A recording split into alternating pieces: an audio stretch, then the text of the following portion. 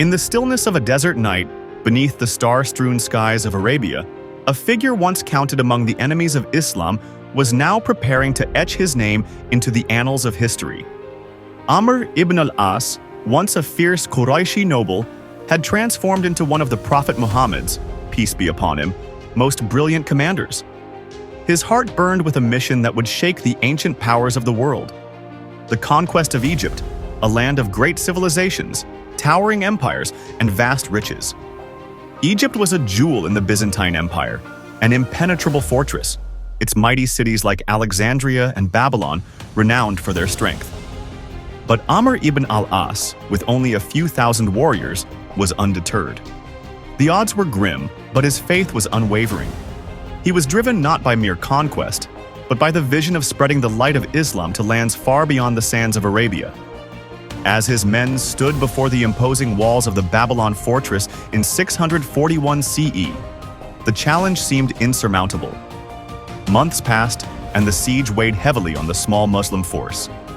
Yet Amr ibn al-As, may Allah be pleased with him, remained unshaken, his courage infectious, his strategy sharp as a blade.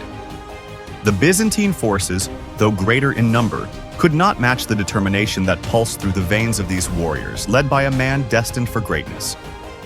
With every strike, every maneuver, Amr ibn al-As chipped away at the Byzantine defenses until the unthinkable happened. The mighty fortress fell. It was a victory of not just strength, but of sheer will and brilliance. From there, the gates of Egypt opened before Amr ibn al-As. Alexandria, the ancient city of knowledge and power, surrendered to him in 642 CE, and for the first time, the banner of Islam fluttered over the land of the Nile. But Amr ibn al-As was no tyrant. He entered Egypt not as a conqueror, but as a liberator. He negotiated with the local Coptic Christians, ensuring religious freedom and fair treatment. His policies won over the hearts of many Egyptians who had suffered under Byzantine rule.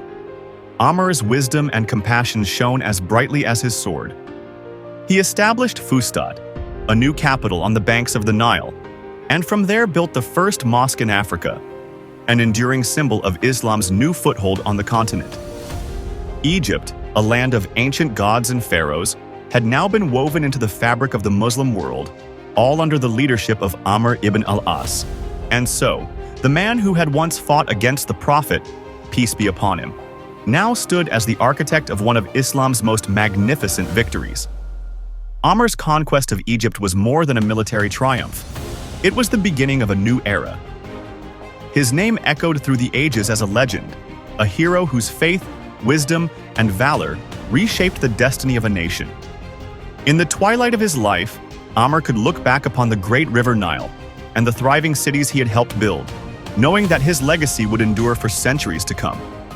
Egypt had become a beacon of Islamic civilization, and Amr ibn al-As, its liberator, would forever be remembered as the conqueror who turned the impossible into history.